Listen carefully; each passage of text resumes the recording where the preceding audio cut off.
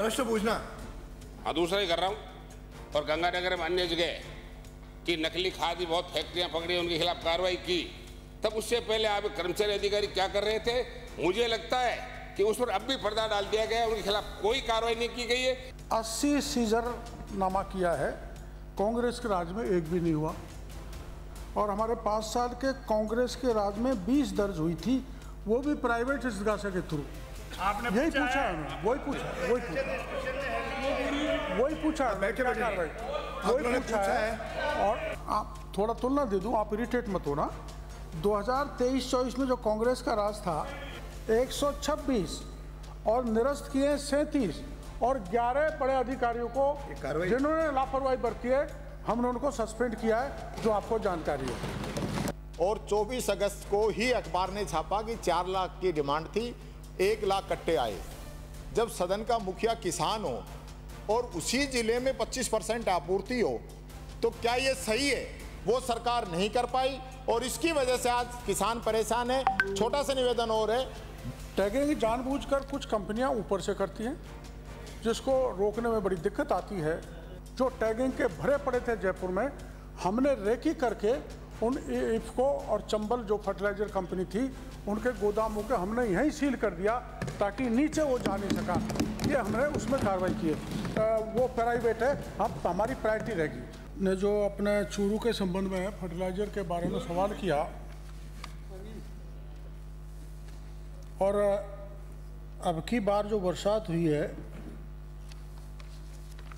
इनके चूरू में 48,109 hectare area और बढ़ गया बरसात के कारण। और जो हमने तथ्य रखे हैं, चूरू में फर्टिलाइजर के, ये बात सही है कि हम करीबन 2000 मैट्रिक टन यूरिया आपको ज़्यादा दे रहे हैं, और ये आंकड़े पूरी तरह से सही हैं। और अभी 2025-26 में हमने आपको यूरिया की मांग थी 11,500 मैट्रिक टन और आपूर्ति की है हमने 14,351 मैट्रिक टन डीएपी में। हाँ, डीएपी में अपनी यहाँ मांग थी चूरू जिले में 6,900 मैट्रिक टन और हम दे पाए 6,075 मैट्रिक टन। डीएपी कम दिया है, उसका कारण जो इंटरनेशनल डिस्टर्बेंस चल रहा है, आपको पता है कि रूस यूक्रेन का युद्ध, ईरान और इजराइल का युद्ध, और उसके कारण इंटरनेशनल मार्केट में जो भाव बढ़ गए डीएपी के, और थोड़ा कम्युनिकेशन में समय लगा। और उधर चीन से आमतौर पे हम डीएपी मंगवाते थे, जो नहीं मंगवा सके। इसके कारण ये जो जियोपॉलिटिकल सिचुएशन बनी है उसके इस कारण थोड़ा डीएपी कम आया है।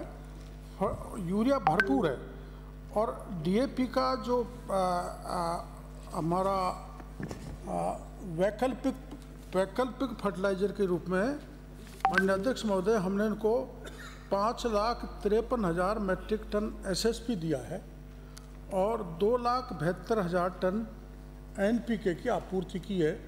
किसी प्रकार की कमी पूरे चूरू जिले में नहीं है, पर्याप्त मात्रा में फर्टिलाइज़र है।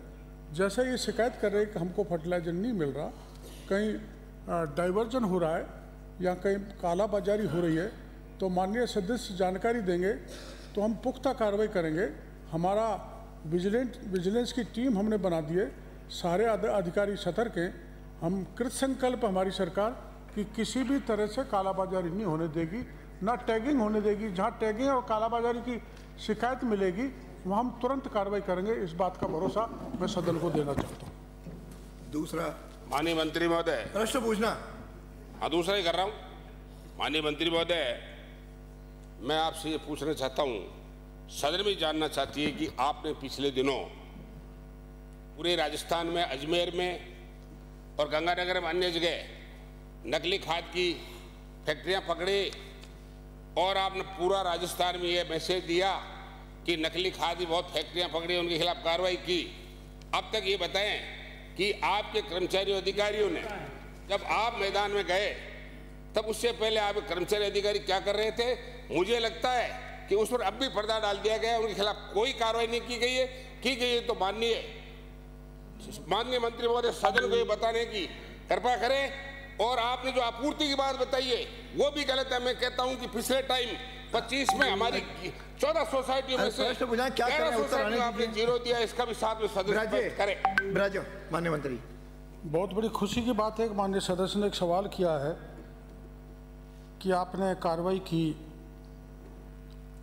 हमने औचक निरीक्षण किए माननीय अध्यक्ष महोदय 117, और कांग्रेस के राज में, पिछले राज में एक भी नहीं हुआ। मैं कोई दोषारोपण इसका राजनीतिकरण नहीं कहना चाहता, लेकिन अभी हमारे राज्य में, और हमने 2025-26 में अध्यक्ष जी 80 सीजर नामा किया है, कांग्रेस के राज्य में एक भी नहीं हुआ।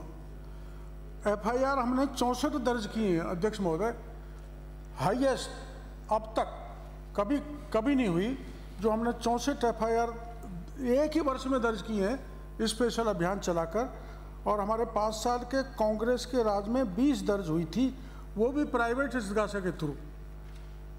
सीजर के दौरान जो हमने नमूने लिए हैं ये हैं 423, और आपके नमूने नाम मात्र के हैं। आपने यही पूछा है, वही पूछा है। और माननीय सदस्य आप वरिष्ठ हैं, पूछा है हरीश जी, उसका जवाब दे रहा हूं। और आप ये कह रहे हैं, अरे आप बीच में आपका जो बैठ के बोल रहा हो, कोई अंकित नहीं कर रहे हो। अरे मिस्टर रोहित, बैठे नहीं। और हमारे यहाँ क्वालिटी कंट्रोल की जो हमारे विभाग ने कार्रवाई की है उसमें आप थोड़ा तुलना दे दूं, आप इरिटेट मत होना। 2023-24 में जो कांग्रेस का राज था, इन्होंने नमूने लिए 23,492, और हमने नमूने लिए हैं 28,097, और अभी इस 25-26 के उसमें हमने नमूने लिए हैं 13,612। हमने लाइसेंस निलंबित किए हैं 126 और निरस्त किए हैं 37, और 11 बड़े अधिकारियों को जिन्होंने लापरवाही बरती है हमने उनको सस्पेंड किया है, जो आपको जानकारी है।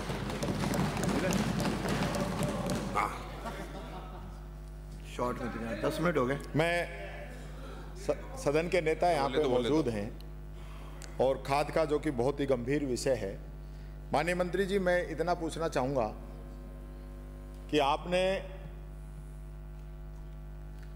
फैक्ट्रियों में नकली यूरिया पकड़ा, इसलिए तो धन्यवाद है, लेकिन कितने लोग सलाखों के पीछे गए? एक भी नहीं गया होगा, वो बताया है। ऐसे लोग जो किसान के साथ अन्याय कर रहे थे, उन लोगों के साथ क्या कार्रवाई की जाएगी? 1 नंबर। 2 नंबर, माननीय मुख्यमंत्री जी, आपने 23 अगस्त को मीटिंग ली थी भरतपुर में यूरिया के लिए, और वहां पे डिमांड थी 4 लाख कट्टे की, और 24 अगस्त को ही अखबार ने छापा कि 4 लाख की डिमांड थी, 1 लाख कट्टे आए। जब सदन का मुखिया किसान हो और उसी जिले में 25% आपूर्ति हो, तो क्या ये सही है कि सरकार को यूरिया की तैयारी पहले करनी चाहिए थी, इंपोर्ट की, वो सरकार नहीं कर पाई, और इसकी वजह से आज किसान परेशान है। छोटा सा निवेदन और है, DAP के साथ माननीय मंत्री जी अलग अलग चीजें जो है वहां पे विक्रेता किसानों को दे रहे हैं, जो 1300 का कट्टा होना चाहिए वो 2300 तक का उनको मिल रहा है, तो इस पे भी सरकार क्या कार्रवाई करेगी, ये मैं पूछना चाहता हूं। माननीय मंत्री जी,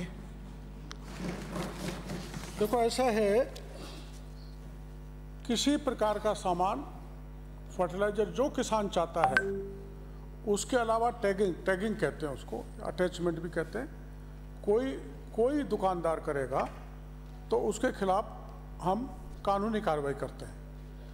टैगिंग जानबूझकर कुछ कंपनियां ऊपर से करती हैं, जिसको रोकने में बड़ी दिक्कत आती है।